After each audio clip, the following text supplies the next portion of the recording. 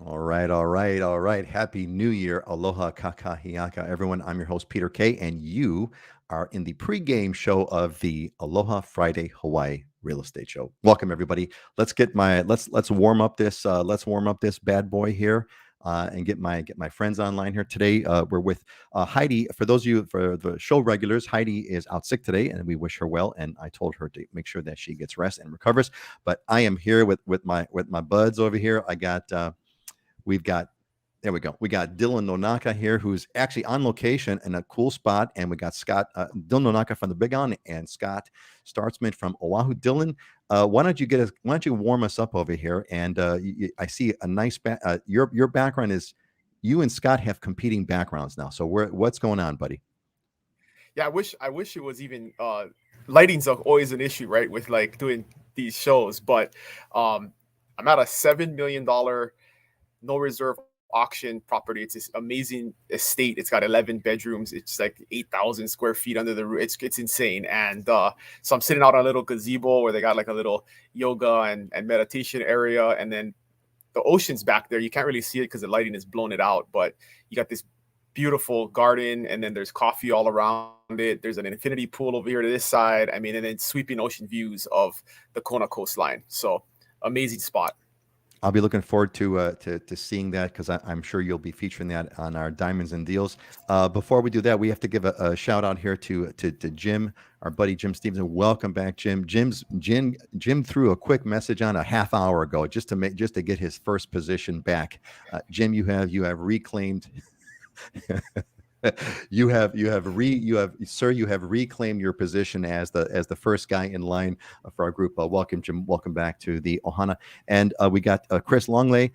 Chris, aloha kakahiaka haole makahiki ho. Everybody, for those of you that don't know, haole makahiki ho is the Hawaiian word for Happy New Year. It'd be kind of good to get like an exact translation of what that means. Like makahiki is like the makahiki festivals, like a whole bunch of festivals. Ho is like do it again. Or cycle. Happy New Year. I don't know what haole means. I'd be interested. I don't know if anyone knows what that is. Joan Valentine, a alumni of the Islander Ohana. Happy New Year, everyone. Happy New Year, Joan. We are so glad you are here. This is so much. This is one of my favorite parts. Scott, we're going to get to you in a quick sec. This is my favorite part because I love kind of like the group all comes together again. The regulars. Tom's back. Aloha, everyone. Hope you had happy holidays. Yeah, had a fabulous Christmas. Fabulous and glorious Christmas season. Patrick Gallagher, Happy New Year from Raleigh, North Carolina. All kinds of cool icons there. You're freezing your butt off, apparently. So, Scott, we're going down our line over here for our friends. Scott, to give us the how's things going on Oahu over there? You got a nice background. What's happening? Things are awesome. Yeah, There you it's a go. new. I mean, it's a new year. I felt like it was like a month of rain, and we just kind of washed it all away. And now we got bright skies. Probably in the last 2 days, it was pretty heavy rain, but no, it's awesome. I got a new haircut. I got a new computer. We got a new year, new opportunities. The only thing that's not new is this Aloha shirt, and I may have to have Dylan send me one for next year. We'll start that for next year. That's what being of course, guys. We're not good gift givers or good gift kind of creative side. So that would have been a good one, Scott. Like one of us should like send the other guys Aloha shirts. Maybe we can kind of do that, but We can get the nah. embroidery, Aloha Friday show embroidery on it. There you go. Now we're talking. I got that cool shaka sign that one of our Islander Ohana alumni Kelly has put together for us, and we have of course Auntie Joyce who is with us.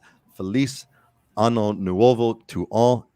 Welcome, Auntie Joyce. Thank you so much for being here. And Kinaya, one of our earliest Islander alumni members. Greetings from Austin. How are things in Austin, Kinaya? We are looking forward to your visit back to the island soon. I had the pleasure of meeting Kinaya in person at one of our Islander Ohana meetups. Tom is back. Tom, Happy New Year, Tom. Been plowing and shoveling 6 inches of snow. High 30 low tonight. 18 degrees. We didn't move soon enough. It's all right, Tom. One more winter, buddy. You too will be here. You two will be living in paradise soon. Yeah, it's good fun, right? Scott mentioned the weather. It was kind of, oh, you know what? It's 10 o'clock. Why don't we get started? Just a perfect time. Let's roll into the show. I think we've all warmed up here correctly and properly. Say hello to a few more folks over here. There's Jessica. Hey, Jessica, welcome back. Jessica Morris, Jess and Wes. Islander Ohana alumni. We had a great time. We had a really cool thing. We got together at the Makapu Lighthouse.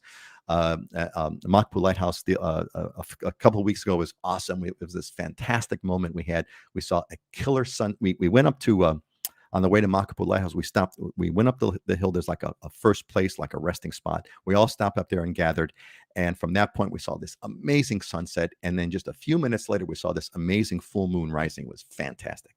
Everyone's kind of saying hi over here. So we're going to go down before we're going to delay just a little bit to say hi to everybody. And Vashali, is it Vashali or Vaishali Murthy, Vaishali, we had a little bit of correspondence with email. Welcome to the show, everyone. Vaishali is new. Happy New Year, everyone. Happy to be joining the show. We are glad that you're here, Vaishali. Patrick McKenna is back. Good evening from Germany. Hope things are going good in Germany. Patrick, it's great to see you again. Spencer from our hello from New York City. Welcome, Spencer. How's the weather out in New York City? How are you guys doing with COVID? And Kanaya says, just found out from Scott's email that my dream home in Ka'ava is pending for you. Is it pending for you, Kanaya? Oh no, pending. Kanaya, you know what that just means? That just means you just got to just do it again and get another one. That's what that means. Jim is back. Peter means happiness, joy, gladness, happiness, anything pleasant. Oh, very good. So Jim, thank you for Jim did the old Google search to do our Hawaiian word, and ha'oli, the Hawaiian word ha'oli is what that means: happiness, gladness, etc. So therefore, Happy New Year. Mark is back. Mark is also an alumni of the Islander Ohana. Aloha, everyone. Welcome back. Man, this is like so much fun. I'm having just a blast saying hi to everybody. Bobby is back. Bobby, another alumni of the Islander Ohana. Aloha, guys. Bobby, where are you at, buddy? Give us a too bad I can't post one of your cool foodie photos. Bobby's here on the Big Island. We got his house in escrow. A little bit of delays due to appraisal issues. Yeah, but he'll be in homeowner here soon. Oh man, awesome! That's fantastic news. Glad to hear Bobby. Bobby was in our Islander cohort meetings. So it was great. Judy's back. Judy also is an alumni. It's like the whole family's showing up for New Year's. This is so great. I really enjoy this part. And the comments are still coming. So great. Everyone's here about the Happy New Year. So Sherry is back. Sherry, aloha and Happy New Year. Happy Sherry from California just came back from the Big Island. Sherry, how was the Big Island? What did you think of it? What was your favorite place? And there's Kelly Hobby, who was the one that the artist behind the Shaka logo. Welcome back, Holly, also a Islander Ohana alumni.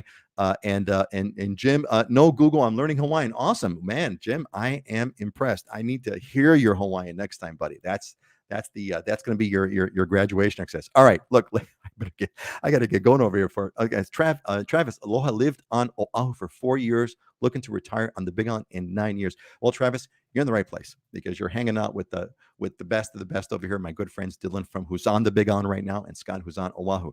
All right, let's get this party started over here. I got some fun news to kind of share with you all. So let's roll over here. Okay, so first of all, Happy New Year, everybody. This is our first show of the new year, and I'm totally stoked that everybody's here.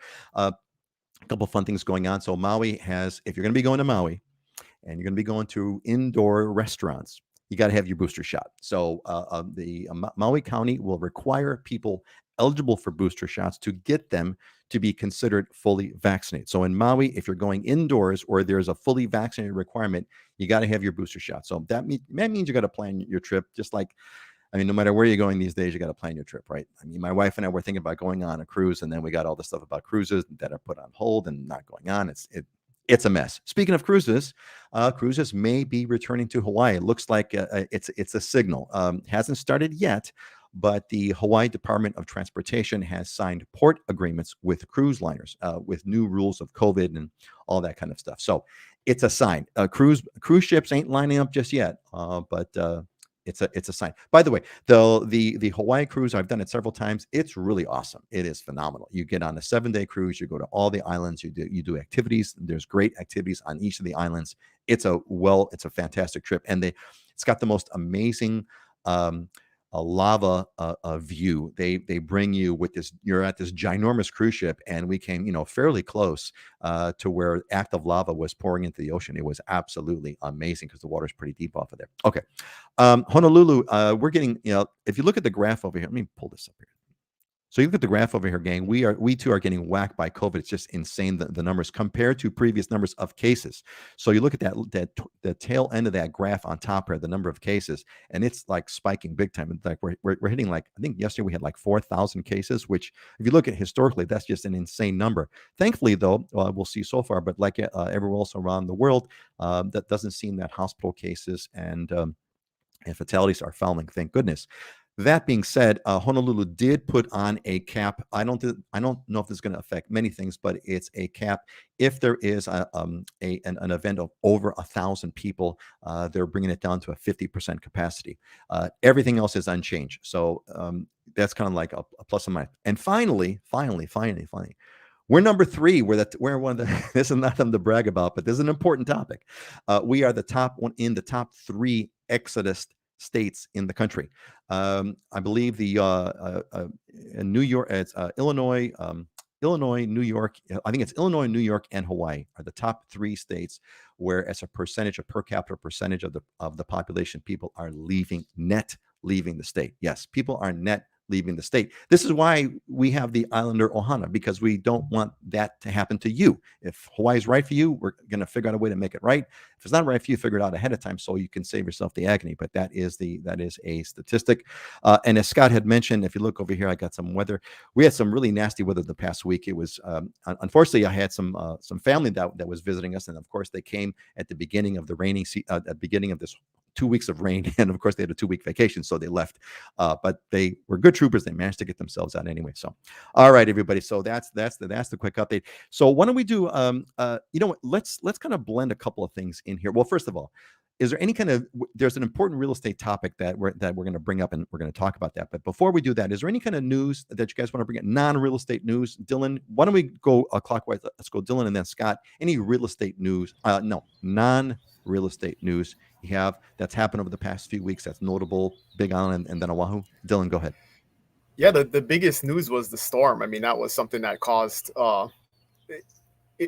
island-wide, there was a lot of issues, but in Kona in particular, because I always brag on the show, we have like the best weather in the whole world, and so we don't ever get really windy weather in Kona. But when those winds came through, because we don't have normal windy weather, there's massive damage. So trees fell all over the place, telephone poles went down. There was a lot of destruction after a couple of days of wind. But surprisingly enough, the public utilities were back on in most places, within a few 10 hours, 12 hours, some places, really rural areas, there was out a day or two, but really impressed by the power company and the public utilities getting everything back online. But it was a little bit traumatic there for a couple of days, but that's like once every 10 years we get a storm like that scoops up underneath the islands and then comes up along the west side, because normally that stuff gets blocked by Mauna Loa on the, and stays on the east side of the island or goes around. Yeah, these winds, as you mentioned, were coming. They're Kona winds, meaning they're coming out of the south. They normally come out of the northeast. These were coming out of the southwest, southeast, southwest, and so the different sides of the house got wet. Parts that normally never get wet. That were like soaking. Scott, how did you fare through the storms, and what other kind of things you want to report on as far as Oahu goes?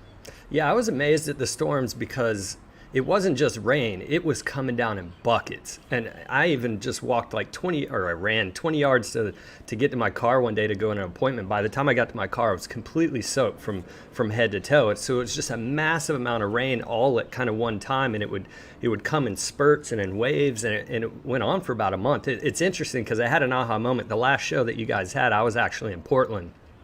And Portland's known, especially this time of year, for wet, cold weather. And it was interesting because it was in the 30s and it was raining heavier than that kind of Pacific Northwest misty kind of style. And I was fine with it in the beginning because it was a change of scenery, change of pace. I was layered in thermals because I can't handle 30 to 40 degree temperatures. I'm all layered up. Then you got the jacket, I got the beanie on, I got the gloves on. And by day 4, I was over it. I loved my trip to Portland, but I was just like, oh my God, I'm tired. It's exhausting putting on that much, wearing it, and then trying to go out. I felt like I was wanting to be more sedentary at that point. And when I landed back here and came home and it was raining, the first thing I wanted to do, shirt and shorts, and that was it. And it felt so amazing. And it just made me really appreciate the weather that we have here all year round. Even with the rain, I'm totally comfortable here. Fine, let it rain outside. I don't care. I'm totally comfortable, in this environment, and it made it still enjoyable. It didn't feel like I was stuck indoors still. It is absolutely remarkable that one thing we so take for granted, which is the weather, right? And it's not like, oh, it's just the weather. No, it's something that you live with every single minute of every single day. Every single minute of every single day is the one thing that you are always with. You're always in the atmosphere. And I'm with you, Scott. I'm with you, buddy. Hey, folks, how about you? You got any? Who out there is like, I can't handle the cold, and that's me. So who else is out there? Throw it on in the comments. I want to hear about it. Kelly, no sun for 2 weeks, not so good for off-grid upgrading system now. Kelly, that's a very good point. I'm not off-grid, but we did implement a battery-based solar system, etc. So we can kind of, for the most part, live off the grid. But you know what, Kelly? Solar panels don't do so hot when there's no sun. They don't work. In fact, they don't work at all. And we had to pull power from the grid. Now, we're not off grid. We pull power from the grid. But if you're going to be doing an upgrade, like Dylan said, this is a once in a 10-year, Scott, right? This is like once in a 10-year thing. I was telling so it's kind of funny. I was telling new members of the Islander Ohana who moved to Oahu at our gathering at Makapu'u Lives. We're talking about that. And I told them on our private Facebook group, I said, hey, gang, this is not a normal winter. This is not a normal winter for Hawaii. It's once in a 10-year deal. So, Kelly, you could do it. You could do your upgrade, but you're going to be doing it sort of a once in a 10-year thing. Scott, is there anything you want to add? Yeah, you might be the one that we blame for this rain, because you were the show before it started raining. You said, "Oh, this is an odd winter. It's been kind of dry," and then all of a sudden we got rain for a month. So either I brought it back from Portland, or you created it. Somebody did, man. Somebody jinxed it. Yes, I was saying it was an unseasonably dry and warm fall, but it is now an unseasonably cold and wet winter. So I guess that's the way it kind of goes, right? Let's see who's got a couple of comments over here. Yeah, Joan says, "Yeah, I'll take the rain over snow." Yeah, Joan, I'm with you. I will take Joan. How about this? I will take sunny tropical weather over anything, even over rain or snow. We got, and then Christopher, my wife and I are getting tired of the cold winter for sure. Yeah, Christopher, I can't do it. I can't do it. Judy, me freezing here in Colorado. It was -4 the other morning. Judy, I'm from the Midwest, from Chicago, and we say -4. We're washing our cars at -4. Piece of cake. You want -50 with the wind chill when you're in Chicago. And Sherry, I totally agree with Scott regarding the cold weather. That's why my husband and I like Hawaii one season. We're living in Southern California, which has 2 seasons. Southern Cal, you're not going wrong with that. Joyce, totally solar, and Chris, watching uses daily. It is what it is. Yeah, I mean, we try to do it, but we still need base load power. Base load power is that power that's going to come no matter what. I made a Facebook post about that. And totally over the wacky Texas weather. It was 29 degrees this morning, but we had record-breaking Christmas Day. Yeah, it's one of those things. Portland, more rain and flood, fun times. Candace, my heart goes out to you. Hopefully you'll survive the rain and flooding. It's not fun. But actually today is a gorgeous, drop dead gorgeous day. Of course, once the family goes back to the mainland, the weather goes back. It's fantastic. Tom says we're lucky if it's only 2 weeks without the sun here in UK. Yeah, well, there you go, buddy. I think there you go. My car doors got frozen shut. Okay, Judy, I think, yeah, that's I had one time, Judy, when it was so cold that my engine wouldn't turn over, and it was not because my battery was dead or weak. The battery was fine, but because the oil had frozen over. I was using kind of a higher viscosity oil. The oil had frozen over, and the motor was not turning over. All right, gang. So let's get on to our other topic over here that I've been waiting to talk about. Record-breaking heat. Well, you go from a record-breaking cold to a record-breaking heat. That's the way it is, right, in Texas. There's an old saying in Chicago: if you don't like the weather, just wait, it's going to change. All right. And on the real estate market side, there's a topic I kind of wanted to hone in on that came in. And we'll use this as the basis for our discussion here, which was from Adam, who's in Rainier, Washington. Presumably, he's also suffering from the rain right now. Adam, I hope that you're here, but you put a great question to us. And the question is, when will the market begin to chill out? Or will it take several years while supply catches up with demand? Now, we've had this question a variety of ways, but I thought it was a good one because we had a kind of an offline conversation before the show between Scott and Dylan and Heidi about the market. So why don't we kind of roll that one in? Let's go counterclockwise. Scott, give us an update on, you went through anything about what's going on Oahu, but, let's kind of hit this one. When will the market chill out? Will supply catch up with demand? Will it take several years? What's your take on this, Scott? Yeah, so let me give you a quick market update. We actually just got the market stats last night. So I was digging in through that. And so I was able to look at the entire year, which was good. And man, I mean, it's amazing. We got on that text thread last night. I hit Dylan and Heidi and Peter up and was like, hey man, this is what I'm seeing over here. What you got? And it was a fun little conversation we had via text message to kind of understand the differences in the island. But for Oahu, nothing has changed. There's three main points that you got to get out of Oahu here. Our median home price is $1,050,000. That's pretty much been steady for the last couple of months doing that. Condo prices are at median prices about $485,000. But the three big things are there's record low inventory. There's still a lot of buyers in the market. So heavy demand, low supply, and the speed of sale is at record pace too. So they're moving quickly, which is, let's see, 2 out of 3 homes are selling for more than the list price. 4 out of 10 condos are selling for more than the list price. So the main thing you got to understand here is if you're a seller, great time to sell. Call me up. Let's talk strategy, because you'll do really well in this market. If you're a buyer, you better be prepared. You need to get your ducks in a row. You need to have a strategy, especially in this market, and be working with the right people. Expect competition, expect that you're probably going to have to be paying over market price, and keep an eye on interest rates because they're starting to creep up. But the crazy thing is we were trending at number of active listings for homes at around 430 to 450. The holiday months dried that up even more. I think we're at like 315 homes actively on the market right now. Now that's going to speed up now that we get in the new year, but that's ridiculously low. It's half what we were at the height of the last market in 2006. So there's just very little inventory and a lot of buyers in the market. I mean, that number, Dylan's going to give us some real context of that number of 300, really going to help us out with it. But just think about this. I mean, at just a armchair clueless guy level like me, 300 listings. I mean, there's 300 homes for sale in an urban area of 1 million people. Mm-hmm. 1 million people, 300. That's the context. Dylan, give us the some more context, and how do you respond to that question that, when will the market chill out? So what's going to be interesting before Dylan is going to be how the interest rates are going to curb that back, right? Because interest rates by definition will be raising prices. But anyway, so Dylan, what's going on the Big Island, and what's your take on when the market's going to chill? What's been happening? Same as everywhere else. It is not chilling out at all. But for context, this is interesting, right? Less than 400 homes on Oahu available. There are 406 homes, give or take, around 400 any given day on the Big Island. So we have more homes on the Big Island with 20% the population that Oahu has, and so it's crazy for us, but it's even crazier to think about that, putting that into perspective with Oahu.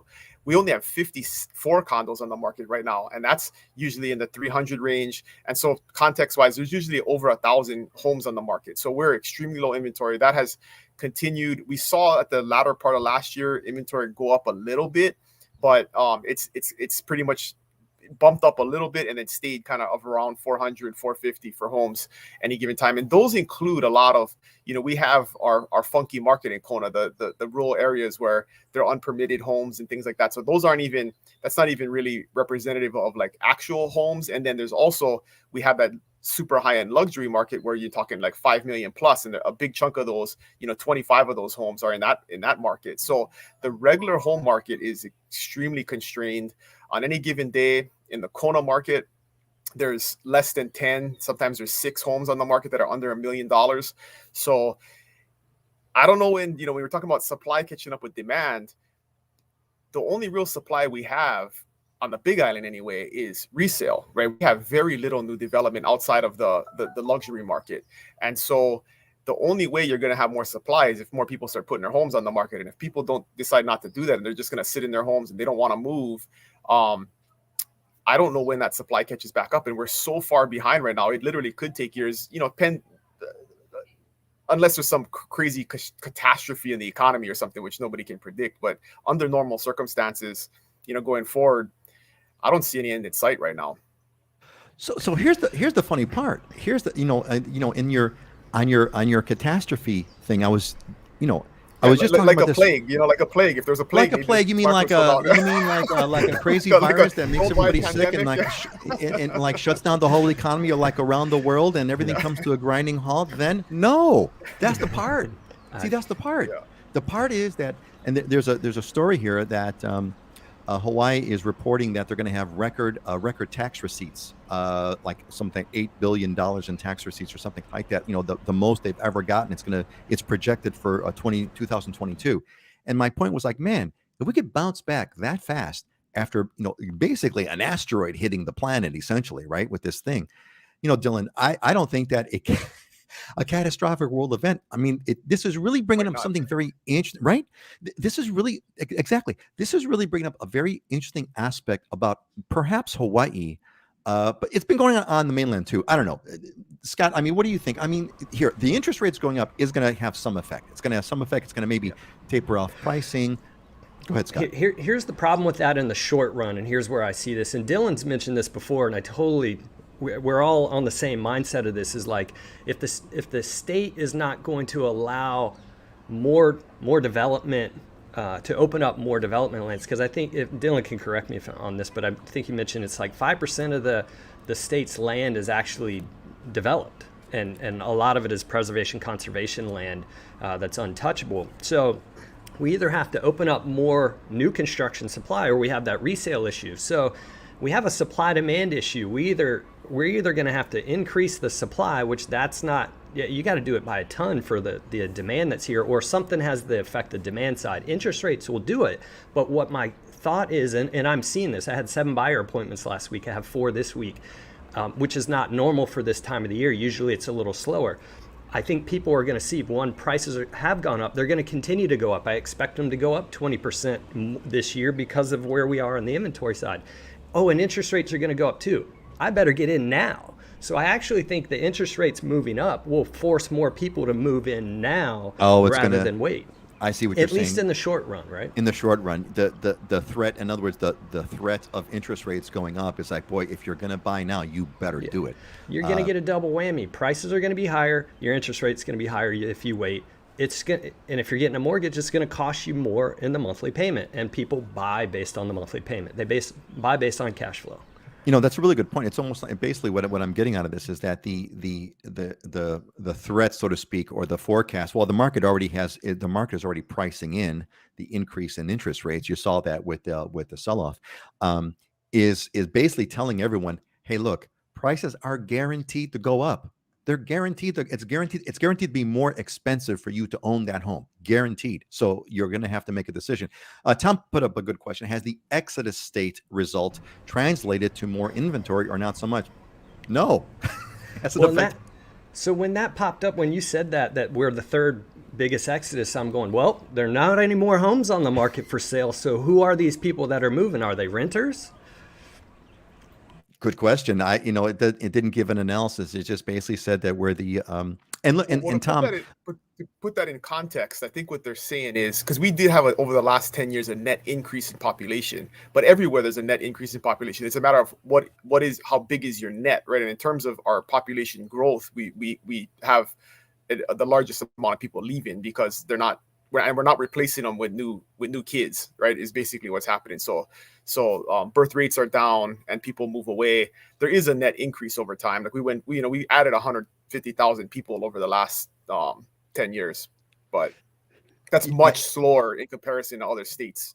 Yeah, I mean, I think there's a couple of mixed things on that. So then you are correct. I mean, there has been a net increase, right? When I moved here nearly 40 years ago, the population was like about 1 million. I think now it's like 1.4, 1.3, something like that. 1.45, yeah. Okay, so there has been an increase just on raw numbers.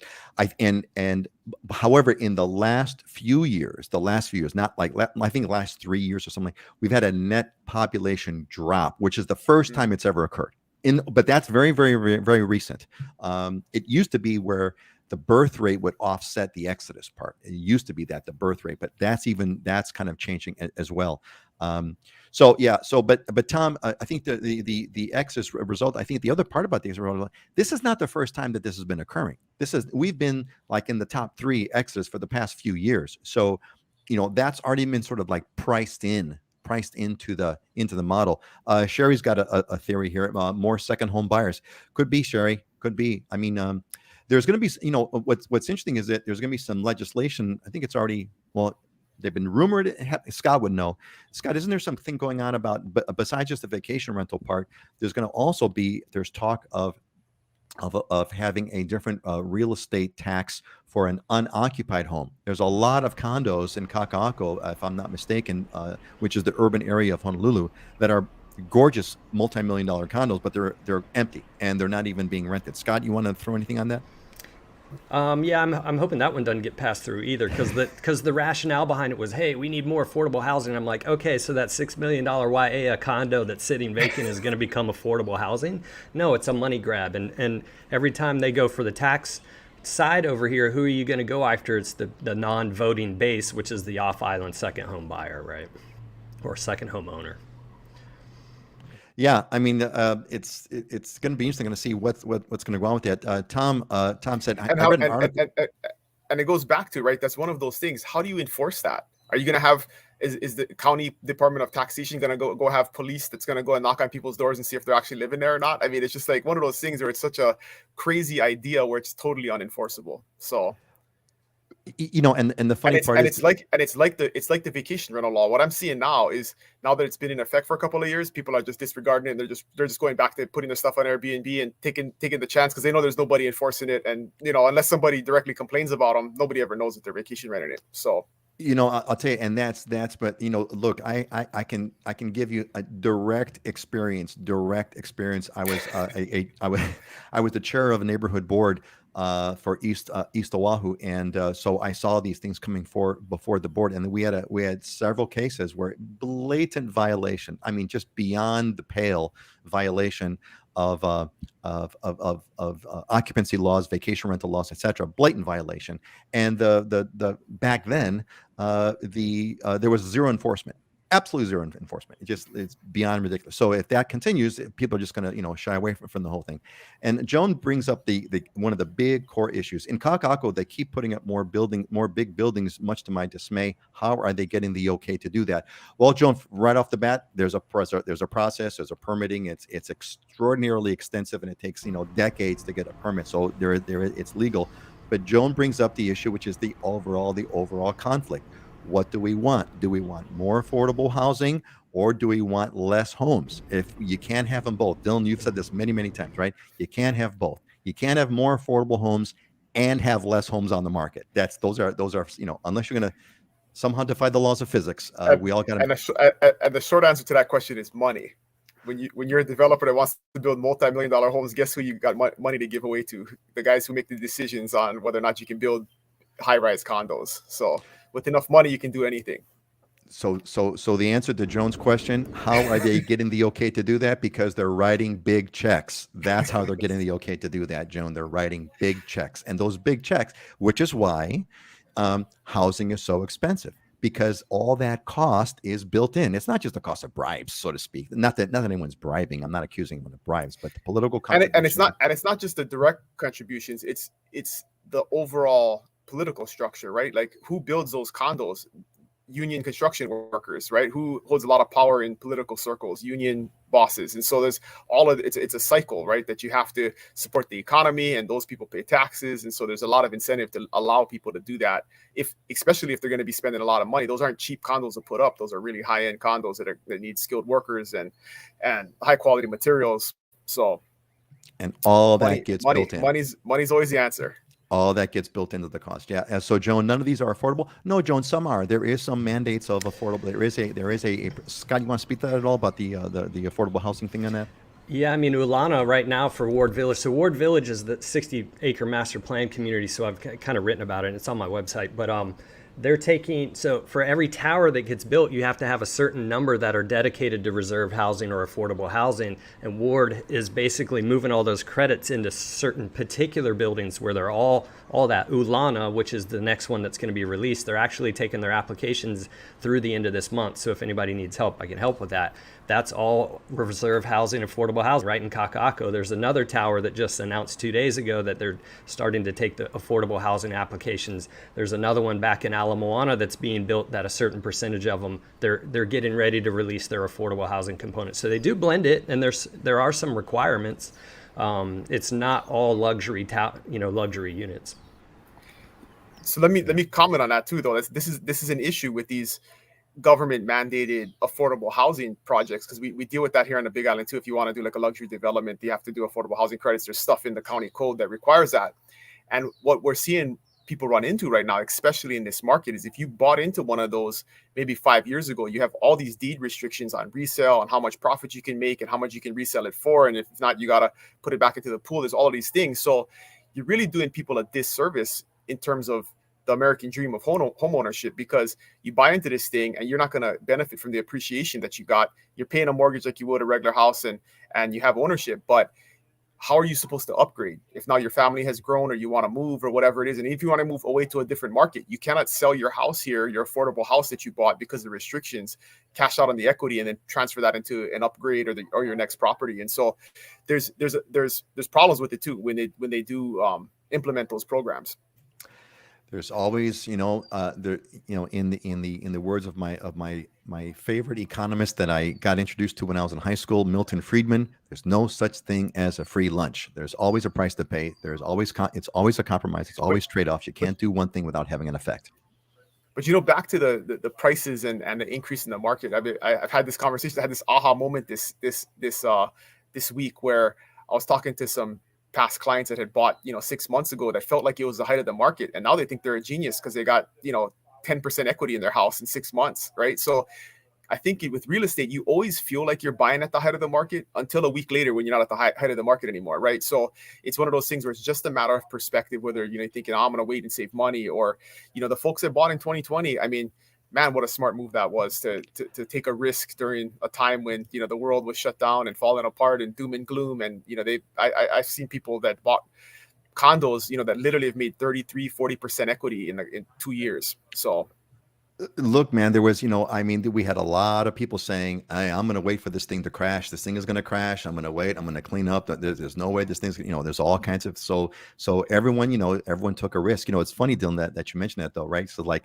okay, so we've been living in our home now for 20 some odd years, right? So we bought, we bought, I forgot when, I think we bought in 98 or something like that. Well, back then, it's just you hear the story all the time, right? So back then, this is a single family home, and we paid at that time $335,000, and out of the market, right? So expensive. And we were like, oh my God, how are we going to afford this? I mean, man, this is like, oh my God, are we going to be able to do this and make this kind of happen? And, we kind of went through all kinds of freakouts, and, the median price, as Scott mentioned, the median price on Oahu is 1.1 million something. So, so that's why I think, and you guys have mentioned this a bunch of times, buy the home to live in it. If you're an investor, that's another story, but buy the home to live in it, and kind of don't look at the price. Obviously you have to look at the price if you can afford it, but don't try to be a market investor timer kind of thing, because it doesn't matter. It doesn't matter because you're buying it to live in it. You're not buying it to kind of do anything else. If you're buying for an investment or vacation, you got all kinds of other spreadsheets you have to kind of deal with, and that becomes problematic. But if you're buying it to live in it, just buy the home and live in it and enjoy it. Auntie Joyce, any comments on supply chain? Waited almost 1 month for a toaster from California. Was told unload with ship, stuck in harbor on Oahu. My New Year's resolution: only use Amazon Prime, and sadly, we don't own any Amazon stock. I've not. The last story I saw, Auntie Joyce, was that there's no backing up in Honolulu Harbor. There's no backing up over there. Now, that's not to say I don't know what the backing up is from Honolulu to the Big Island. I don't know what that kind of backup is at all, but I think you said it best. Just buy from Amazon Prime and be done with it. And that's the end of it. Dylan or Scott, I don't know if you guys have gotten anything on delays. There's the normal delays, but not once it's at harbor. It's to get here, but once it's here, it's fine. Yeah, I haven't really dealt too much with delays other than, but I did have someone that reached out to me the other day who's actually was being transferred by Amazon over here for the new distribution center that they're building out by the airport. So I was interesting that, okay, they're already moving employees in some kind of fashion for this project that they're building that's going to be a huge distribution center. So it's going to it'll get even better for people in Hawaii. We don't have to wait 2 days at that point, 2, 3 days. Yeah, Jessica, we've been following Jessica's furniture odyssey. She's been here. They've been here for how long has it been now, Jess? It's been for a while. Anyway, they just got another piece of furniture. She was sending us photos. It was kind of cute. She was sending us photos when they had first moved into their place. They were living on patio furniture, which was kind of fun. Just got another piece of furniture, but have 3 more we bought in August that got pushed back to March. There you go. Since June. Okay, so you've had your 6-month anniversary. Good. God bless.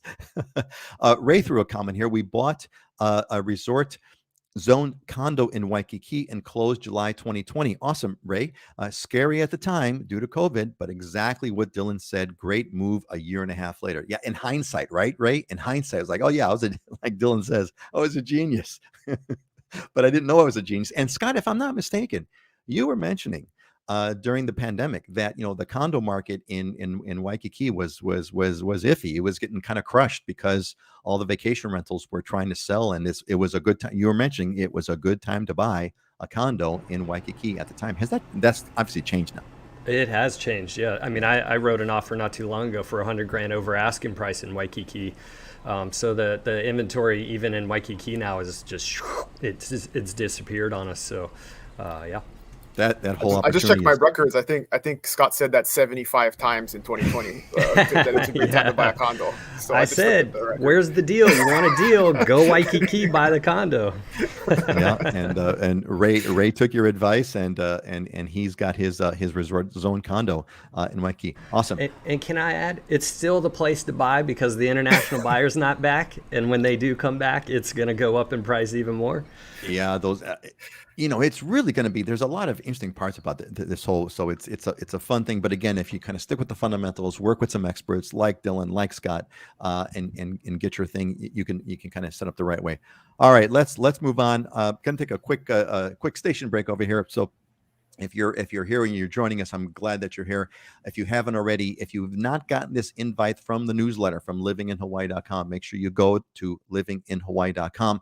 A thing's going to pop up after you're there for a few seconds, or click on the subscribe and put your email on the list. Make sure you get on the newsletter. We send out new content every week. And of course, you're going to get your direct invite to the show. So I urge all of you to get on. All right, let's hit. Well, first of all, before we continue, so I wanted to kind of give a thing for everyone. So we're 38 minutes after the hour. We're going to close the show on top of the hour. We got about 20 minutes left. If you got any questions, anything you want to know, whatever it is, whatever question or comment you got, put it in the comments now so we can kind of get to it. We're going to take your questions first. If there's anything else you'd like to ask, this is the time. We got to move on. I've got a couple of slides. We got some stuff that we want to go over, but I just want to give everybody a quick station notification. Put your comments in now if you want us to get to them. All right, let's hit our big topic here. So here's one that came in. I think it's kind of interesting to discuss. And this came in from Mina from Houston. Said, I'm a single mom making about $100,000 a year. What sort of lifestyle can I afford for my family? What sort of housing, neighborhood? Which island would stretch my money the most and provide a solid education opportunities for my daughter, private schools included? So I think this is kind of like a typical kind of question that we get in. It comes in a variety of ways, but these are the parameters over here. So I like to kind of get sort of a perspective on that. And also, we have a lot of Islander Ohana alumni on the channel with us. How would you guys answer this to Mina? You've all, like, for example, Jess, you folks moved here from Texas. You've been here since June. What's your take on it? Auntie Joyce, you're well on your way to Kama'aina status over here. What's your take? Love to get you guys a perspective on it, in addition to Dylan's and Scott's. So, my first crack at this is, I say, Mina, right off the bat, if you're talking about, if we're talking about the money thing, which is what the majority of your post is about, I'd say right off the bat, the simple, easy answer is it's a 50% reduction in lifestyle quality. because we're talking strictly money. It's strictly material. It's half. You're gonna be half as good as where you're at now. And why? Because things in Hawaii cost twice as much on a purely financial basis, on a purely materialistic financial basis. It's a cut. You're gonna do a 50% cut in lifestyle, according to material things. That's my quick answer.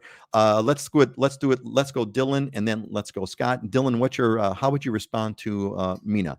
How far? What's the best island? Private schools is possible, making $100,000 a year. Apparently, she has one daughter, so it's her and her daughter. What's your take? Yeah, one island is hard because it depends on where you live on the island. I mean, if you live on the Big Island, you can buy cheap, right? You can buy $200,000 or $300,000 house, but you can also buy a $3 million house. So it kind of depends on where you want to be. There's not a lot of private school opportunities, but I think if you're just going to average things out, or you talk about private school, that's going to be $30,000 a year, probably at least, right? So you can take that off the top. Housing wise, you're talking $30,000 to $40,000 a year for housing, whether you're paying a mortgage or you're paying rent. So there's, now you're 60 to 70,000 into it. So let me stop you right there. You're 60 or 70,000 into it, and if you're making $100,000, if you take out taxes, you're left with 70. So you're at zero right now, and you've just paid for it. All you paid for is a private school and a roof over your head. No groceries, no gas, no transportation. Sorry, go ahead then. I'm done. There you go. That's the easy math. So I mean, and I don't mean to make fun of this. I'm not. But it's just funny when you kind of do all that, right? So think of it this way, folks. You're earning $100,000 a year, right? It's you and your daughter. You're earning $100,000 a year. If you got private school and a reasonable home to live in, that's it right there. That's as far as $100,000 goes. We're not talking groceries, car, nothing. Just so in a sense, Mina, which is kind of crazy, $100,000 is almost like a poverty life, almost, right? It's very hard. I mean, in general, it's very hard to live off of a single regular income. And 100,000 may seem like a lot, but that's kind of a regular income here. And we see that, I see that anecdotally all the time with like my wife's young teacher friends. They move here to live the dream and live in Hawaii, and they might make 55, 60,000 a year, but they don't last very long because you can never, you have to be renting a room with a roommate, or renting a downstairs unit, so you can't get a house of your own. Really, you're priced out to ever buy anything. And so even if you have a pretty good career and a solid job, it's really hard to make it here on a single income. I think as soon as you throw in, thank you, Sherry. Sherry says, Waimea, Big Island may be good for you in good school. Great. Waimea's got a fantastic, one of the best schools. But like Dylan says, you're looking at $30,000 a year if you can get in. And any house in Waimea is $1 million plus right now. And any house in Waimea is $1 million plus. So maybe, you might be able to rent a closet and that's about that. Not to make fun of this, but this is just the reality of the situation. Scott, what's your, how do you respond to Mina's question? Yeah, I think the biggest complexity here is the private school component because it is so expensive. Oahu has some of the best private schools, but like Dylan said, you're roughly around 30,000 for every one of those, 25 to plus, right? So if you don't have to go to the private school, I think it's much more doable depending on your lifestyle. From a rental standpoint, let me just break this down for a second. $100,000 a year is $8,500 a month, roughly. If you're going to rent, how they would qualify a renter is 30% of what that income is coming in. So you're looking at $2,500, $2,700 a month, and that you would qualify for a rental. And that's doable. You can get a 2-bedroom, 1-bath condo. You can get a smaller, older home. And that 2-bedroom, 1-bath condo, I mean, you can even get that in Diamond Head. You can get that in some nice areas, Waikiki, Punch Bowl, easily. So it's doable. And then but that's going to take the bulk of the cost right there, that component. And Heidi had mentioned this on a past episode. Your lifestyle, what you spend on your lifestyle component changes here. We've all discussed this. You're not buying the winter clothes. You're not having as much storage. The transportation's more affordable. A lot of the things you do are free because they're outdoor and nature based and things. So yes, it's a lifestyle adjustment, like you said, Peter. If you're trying to buy a home, it's going to cost you more. It's probably going to take half that income to be able to get into a quality place that you want, 2-bedroom and more. Yeah, I think it's the private, like you said, Scott. I think the answer to Mina is, Mina, you're going to have to give up private school. You as we kind of show you the numbers, just kind of back of the napkin kind of numbers. And is it number one? Is it a $100K net or is it a $100K gross? That makes a big difference because I don't know what the tax rates are in Texas, but I know that the income tax rates in Hawaii are among the highest in the country. So you're going to be dishing out for that. but yeah, I think private schools out is essentially if you kind of want to do the 100K lifestyle is private schools out. Kinaya has kicked in. Public school is going to be our reality unless we hit the lottery. We'll supplement their education through everyday life, and I think that's the thing, Kinaya. I mean, that's what we're seeing a lot of actually these days. A lot of parents are doing the homeschool thing. Dylan, go ahead. Yeah, I want to address the public school thing because I mean, I think there must I don't research the public schools in Hawaii online, but there must be a lot of bad stuff online because I get this question all the time. I just met with one of the watchers of the show who was here, kind of doing a scouting trip to see if they want to make the move, and they had a lot of concerns about the public schools. And I mean, my kids go to public school. My wife's a public school teacher. Are they great?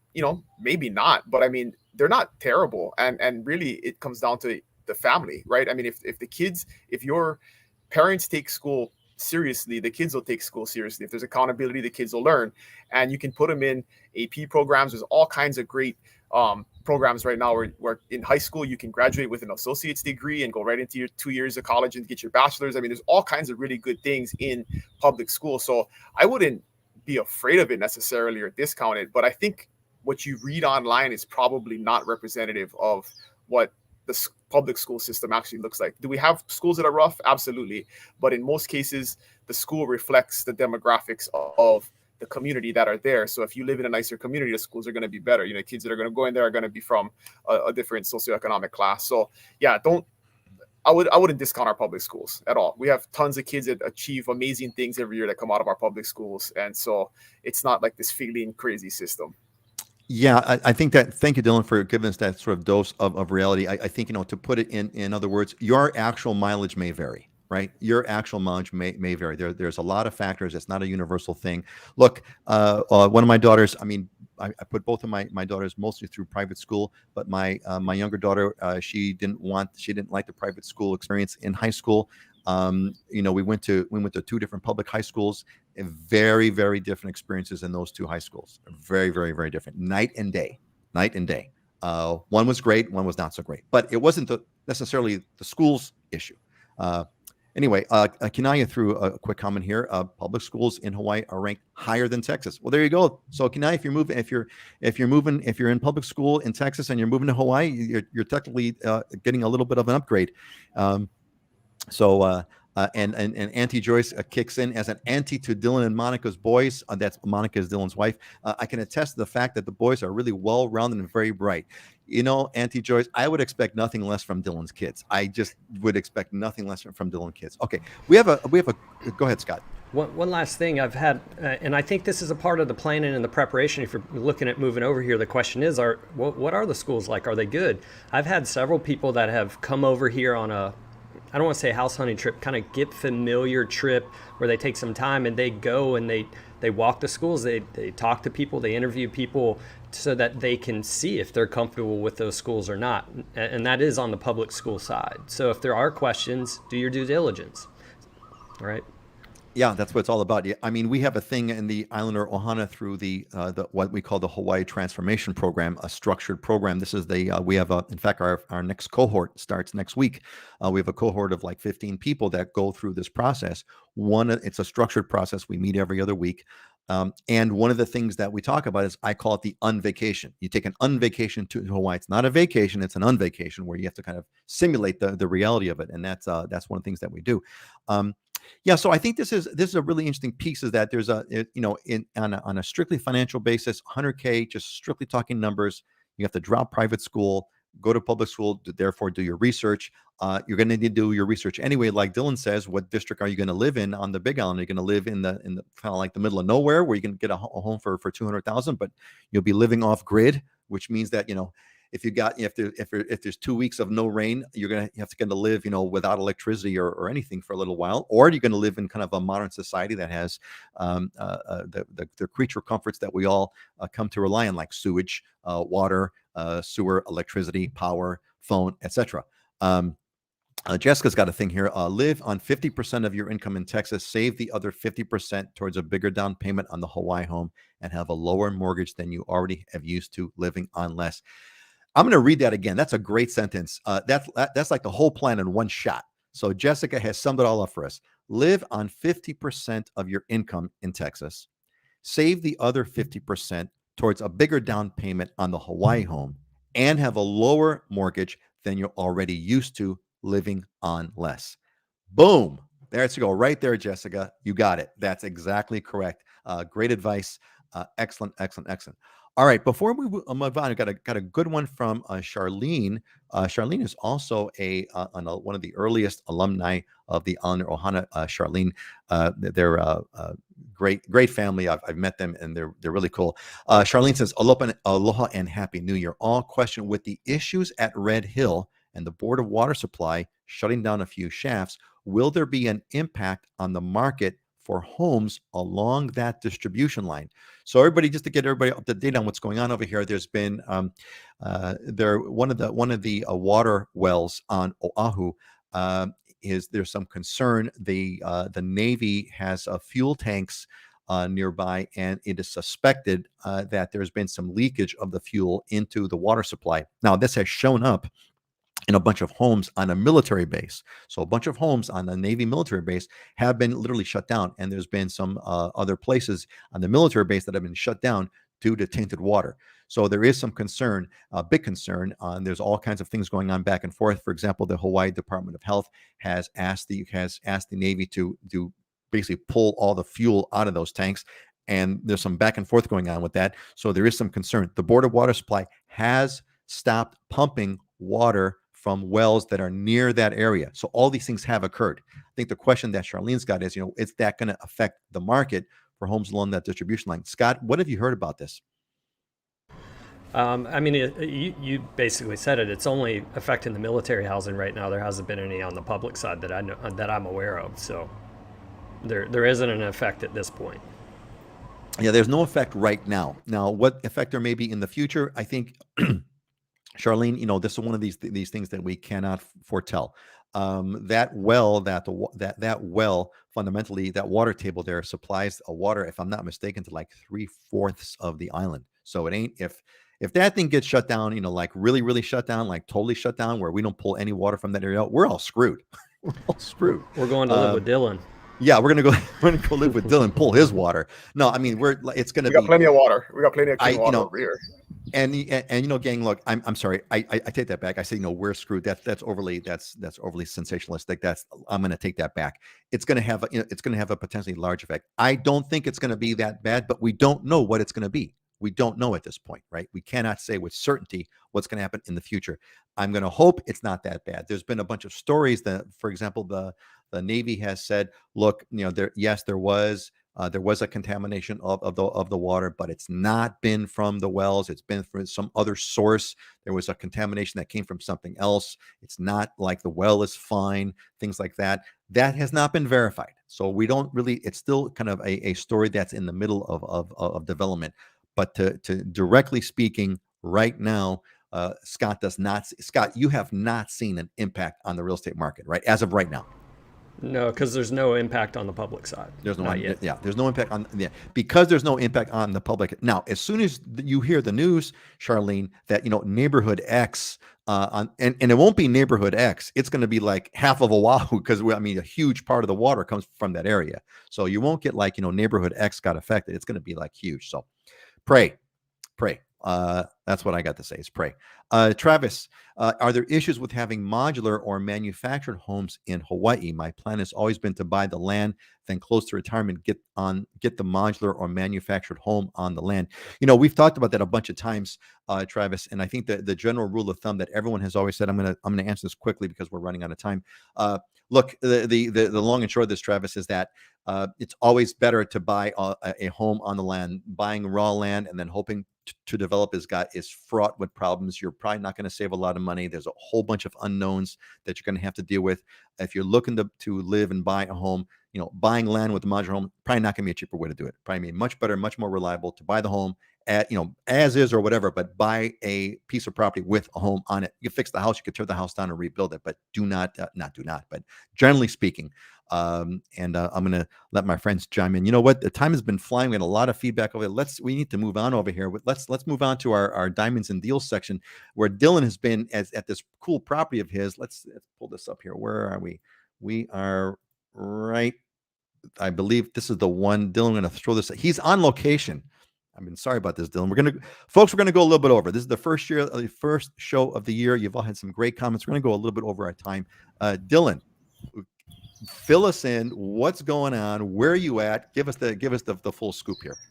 Yeah, you can see that big tree behind me on the upper left. I'm sitting in that gazebo out right below that tree. But okay, hold on a second. So that big tree, just to have some fun here. So that big tree on the upper left hand part here, right? Yep, that's right behind me. You can see that big tree is the one that's right behind you. Okay, so we know that. Yep. So that's how you have authenticated that you are on location. Fill us in. Yeah, this is just a massive estate. 9 bedrooms, 9 baths. Just beautiful. That pool overlooks the Kona coastline. Just open concept. That the walkway, you walk through the front door and it opens right up into this huge living room and kitchen and the pool right outside. And this is a unique property because it's going to be on an auction. So Peter could probably share the link in the description, or contact me if you need representation, because you can have a realtor in the auction. And so the auction, I believe, starts on the 24th this month. They're just basically holding an open house every day. I got my whole team here looking at it today and marketing it for these guys. But unique opportunity where, this thing is listed for $7.7 million. It's probably worth somewhere in that neighborhood, but you could get it for a lot less if there aren't bidders. So, hey, why not come in with $5 million if you got $5 million to spend? Two people just won the Powerball. So there's definitely 2 people out there that have some cash to spend. And I would love to know what the current, because here's what, let me throw the property on here while we're talking. So this is a no reserve auction, right? Correct. So and I looked, I just posted the link into the comments so folks can take a look at it. They did not post what the current bid is. So I believe they released that on the 24th. So the way it works is you submit a starting bid, and you do have to submit a deposit. And then on the 24th, I believe the auction begins, and then you'll see what the highest bid is. And if you want to rebid, you can. Got it. You know what? So put in a bid. Put in a bid for $100,000. Give it a shot. It's no reserve, right? Put in a bid for $100,000, or put in a bid for what would you be here? Let's do this right now, Dylan. Let's have some fun. Okay, so folks, let's do this real quick. Let's just pretend that you're going to buy this house, and let's try to pretend. I don't want any personal financial disclosures or whatever, but put in a bid like in the comments right now. It's not an official bid. We're just having fun. We're doing a fake mock bid. Put in a bid. What would you be willing to pay for this property right now? Right. If I said, look, you could have it, right? If the bidding was just between us, right? Put in a number that, you could kind of make work, right? A number that you could make work. Put the number in. Let's see how high we could get the bidding. That's fun. Dylan, is there anything else you want to tell us about this property? It's amazing. No, that's it. There's plenty of information online if you're interested. But okay. These are unique opportunities. People are looking for like the foreclosure opportunity or the short sale opportunity, which is not a lot of right now. And even if there are, it's very easily get outbid by somebody, with cash. But these are opportunities to get a deal, because you never know, right? I mean, there's not a lot of demand for these type of properties. I mean, there's not a lot of people looking for a 9-bedroom estate, but it's an opportunity for a good deal. Okay, well, we got our first bid at 1.5, which quickly got outbid by Kinaya at 3. So we're at 3. Kinaya, put it in, man. If you guys can do it, go for it. You never know. There's sometimes these auctions, you never know what happens. I do believe you got to have 100,000 liquid to put the deposit down. That's refundable if you don't win, but you do have to put 100,000 into escrow to have your bid considered. Put $100,000 into escrow and get a $7 million property for $3 million, and then you can flip it and sell it for $5 and make a bundle.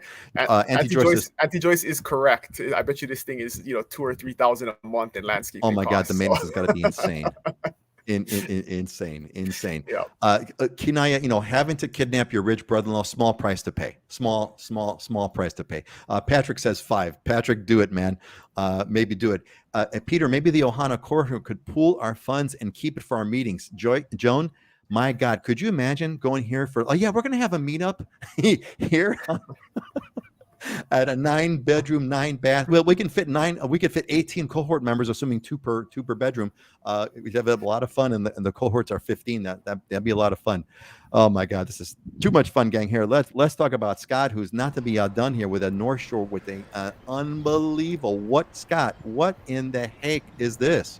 Yeah, so it's actually kind of funny. We don't talk about what we post in here, what we select, and I happen to pick a 9-bedroom, 9-bath house on mine for as well. So Dylan can get one Powerball winner. I'll take the other Powerball winner, and we'll call it good.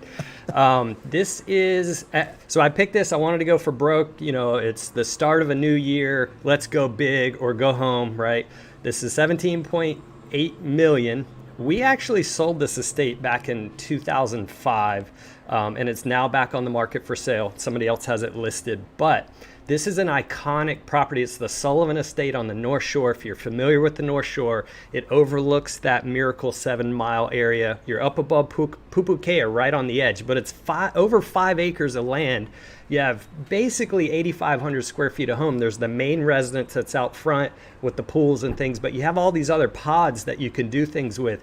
It's stunning. If you drive the North Shore and you look up from Pupukea, you'll see these 3 flagpoles with flags that are flying out there. That's the Sullivan Estate. That's what this property is.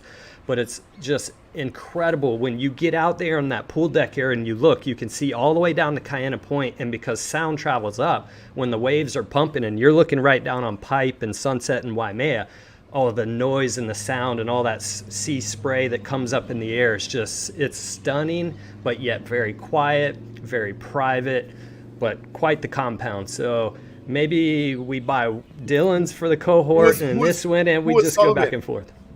Who is Sullivan? The Sullivan family. So Foodland family, right? Okay. So the Foodland, so funny. This place was built by the Merrills, Merrill Construction, and they're on the Big Island, family right? that did development all over the Big Island and some of the other islands too. So yeah, so this was their personal residence prior to them selling it. Oh, really? Okay, so there's some interesting history behind this. I'll leave the picture. So there's some interesting history behind this property. So first of all, so folks who don't know, the Sullivan family is the family that Maurice, I believe, was the founder's name, Maurice Sullivan, I think it was. He started the Foodland grocery chain in Hawaii, which is an iconic. Foodland is Hawaii's supermarket basically, and all throughout the state. And so that was that, and that is the Sullivan family. And now, Dylan, now you said the Merrill family was here first. They built it. They built this property, and then apparently they must have sold it. The family that owned Merrill Realty, they were called the Richards were their name, but this was their personal residence they built, and that's why it's enormous. And they have, the construction is very Merrill-esque, and it was designed by Lucky Bennett, who was a very famous Hawaii architect. So funny story. The Merrill family, actually, if you look right out here, used to own this property on Diamond Head Circle as well that they built. So everybody gets a little history tour of real estate. We Dylan and I have been in the business for so long, we can kind of tell you old stories, who lived what, where. It's fun sometimes. It makes me think of that George Clooney movie, the Hawaii George. I forgot what the name of that Hawaii. Quick trivia: what's the Hawaii George Clooney movie? Descendants. Thank you. Yeah. Kind of makes me think of that. There's like a history behind the whole thing. Auntie Joyce says, wishing you all a sunny, safe, and happy 2 weeks. Until next time. Yes, Auntie Joyce, we will see you next time. And Lynn Walker says, thanks, everyone. Have a great weekend. Yeah, gang, good fun. We're going to bring this one to a close over here with some of our closing thoughts. Why don't we do Scott and then Dylan, and then I'll find us a closing thought. Scott, give us your closing thought for this week. Yeah, I'm back at 1,000 miles an hour already. I was up at like 4:30 this morning, cranking, going at it, which is a little out of the normal end. And I was thinking back about my times playing soccer. I played soccer in college and stuff, and growing up as a kid. And this shaped me for who I am. But somebody said, practice makes permanent. Perfect practice makes perfect. And I could, like, everything I try to do, whether I'm learning or whatever, I'm trying to do my best in the background when I'm learning, so that when I'm out executing whatever it is I'm doing, it's not difficult. It's, you run that way, and then you find, I don't want to call it perfection, but you work towards mastery. And that's one of the big things I live by, and I constantly push, and I love rolling up my sleeves and getting dirty and working hard. Good one, man. Excellent. We got some comments over here from Christopher. Have an amazing weekend. See y'all in 2 weeks. Same bat time, same bat channel, buddy. And Ray, welcome back home. Great show. Good seeing you guys. Good seeing you, Ray. Welcome back. Dylan, what's your closing thought of the day today? So new year, and me, I'm a big mindset guy. So what you believe is what you perceive, and eventually you will receive. So what you believe in your mind is super important. Would say that that's a good. Can you repeat that again? What you believe is what you will perceive, and eventually you will receive. That is a good one, man. That is an excellent. So, Tom, mahalo, everyone. Good to be back. Good to have you back. Good to see you back. Yeah, excellent thought. Yeah, very good closing thoughts. I'm going to close with one. I don't get them all the time, but I found a good one on Proverbs that I really enjoy. It says, and this is for Kinaya. Actually, Kinaya, I thought about you. Hope deferred makes the heart sick, but a desire fulfilled is a tree of life. Hope deferred makes the heart sick, but a Love desire it. fulfilled is a tree of life. Yeah, and that is what it's all about there. So we own a home in Kailua. We own a home in Kailua. That's it. See, Kinaya.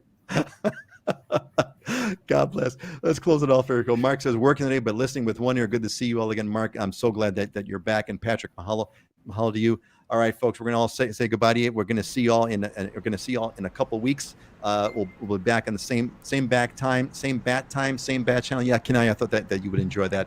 Let's say goodbye counterclockwise. Scott, then Dylan, then me. Say goodbye, folks. Happy New Year and aloha, everybody. Love everybody. Happy New Year, folks. Happy New Year, folks. Aloha. Have a great one. See y'all in 2 weeks. Aloha.